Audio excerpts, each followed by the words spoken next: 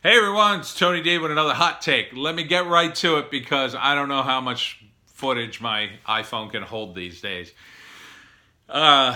Democrats, you gotta stop taking the bait. It's really getting embarrassing.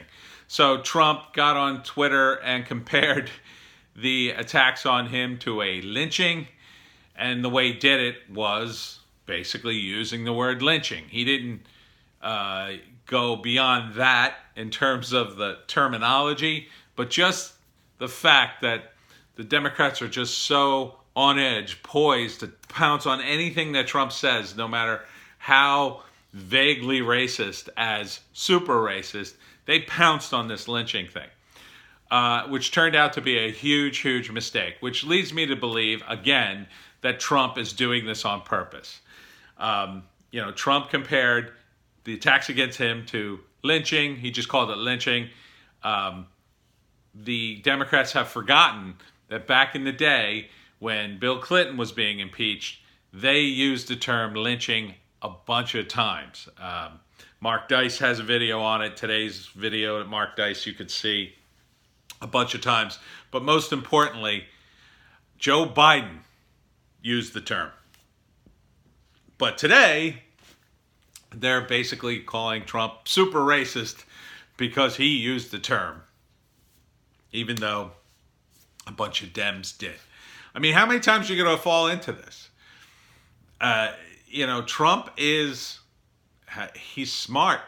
He's just so damn, not even smart. He's shrewd. He's shrewd. He can see that you guys pounce on this stuff. You're looking for anything to get him. All one of his staffers had to do is go back in time, look at some videos, and say, "Oh wow, yeah, you used the term." I mean, they're looking at. We've already established that Trump is looking at the videos from when Bill Clinton was impeached.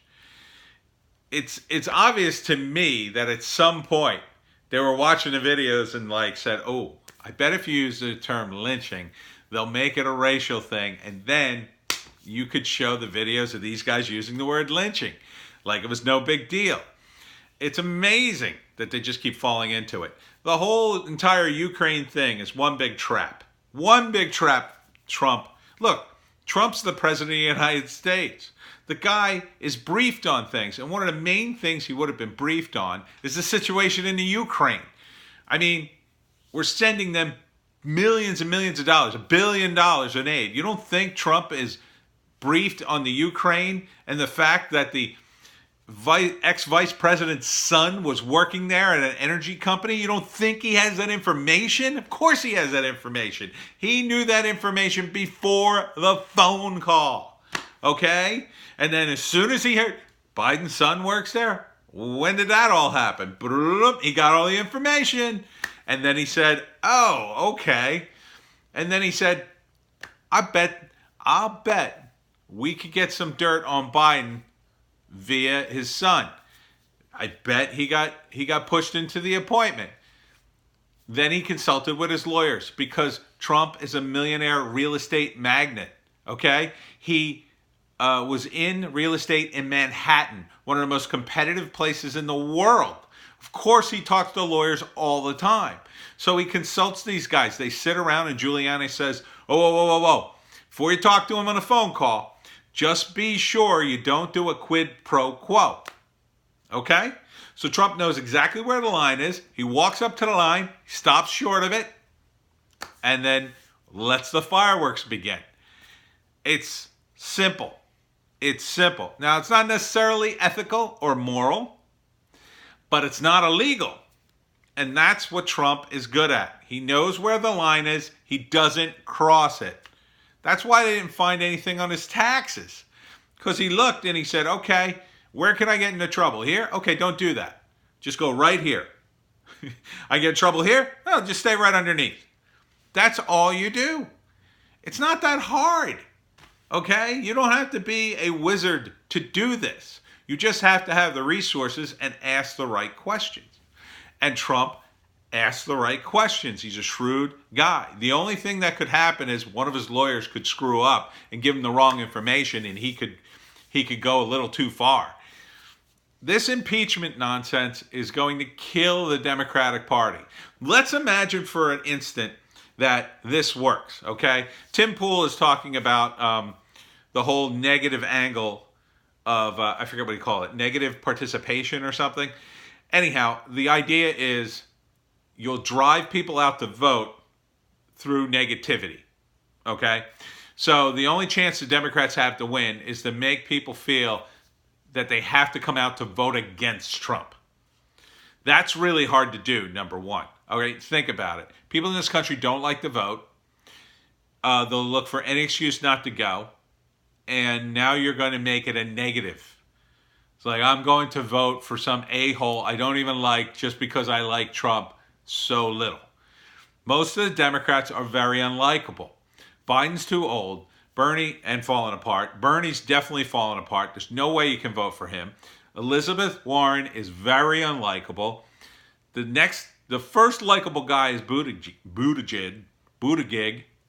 and he's getting less likable by the day because he's getting caught up in this too. He just tweeted something about the whole lynching thing. He's being sucked in. Tulsi Gabbard, who got attacked by Hillary Clinton, now she is popular thanks to that, but she doesn't poll very high, and the DNC would never put her up, not now. And finally, you got Hillary Clinton, who hasn't entered the race yet, but all indications seem to be a go. That Hillary's going to just come in to save the day.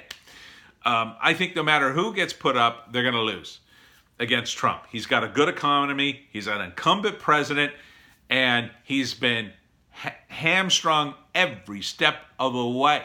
So how, at the end of the day, are you going to stand up and debate Trump and say, well, you haven't done this, or you haven't done that, or you're a terrible president?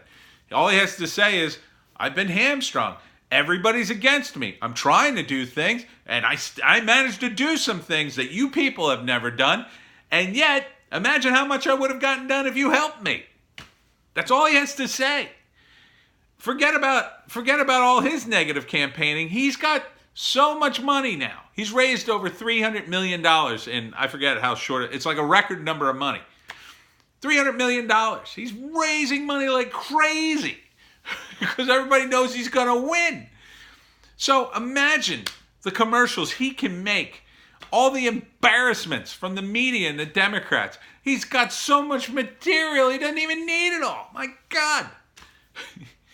Democrats, stop shooting yourself in the foot. For God's sakes. You're killing the party. You know, I'm not going to vote for Democrat. I don't want Democrats to win. I want libertarians to win. But I also don't want to see the Democrats fall to pieces, because that'll keep the Republicans in office a very long time. And that is something I don't think anybody really wants to see. Not even the Republicans. The excesses will be pretty massive. But that's where we're headed. That is absolutely where we're headed. We're headed to the end of the Democratic Party unless this stops. Sanity must return. Now, today's protest by the Republicans going into that room to stop the Democrats, how do you think that looks? How do you think that looks? Well, to Democrats, it looks like, oh, that's outrageous. But to Republicans, that looks like, oh, that's outrageous. People are sick of this. Yes, they're sick of Trump too, but at least the guy seems to be working. At least the guy seems to be doing stuff. You know, what have the Democrats offered? My God, it's just nothing but identity politics nonsense over and over again, and orange man bad. This Ukraine thing is going to destroy them unless they pull back. Just pull back. Just stop. Just stop. Just stop for a week embarrassing yourself. Don't say anything. How about that? How about just go 1 week without taking Trump's bait? The next time he tweets, don't listen to it. Just go, oh, that's Trump. That's it. You know, no matter what he says, puts commercials about himself, don't listen to him. Don't take the bait. And at least you can make a halfway decent showing during the next election. Otherwise, and for God's sakes, don't nominate Hillary Clinton. My God. Look, I think you should probably nominate Buttigieg.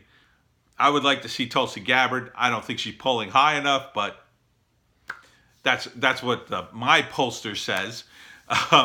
I would like to see her. She's at least sane. I don't agree with a lot of her domestic policies, certainly not her gun control and a few other things, but certainly her foreign policy seems very reasonable.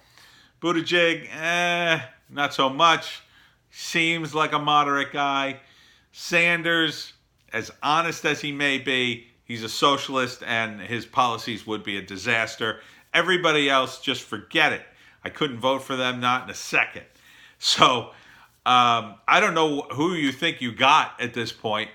It's time to just admit you lost 2016, okay? Give it to Trump. Give him this year. Give him the next year. Just stop attacking him. For God's sakes, you're destroying yourselves. I mean, it's funny to watch, but at this point, it's just getting sad.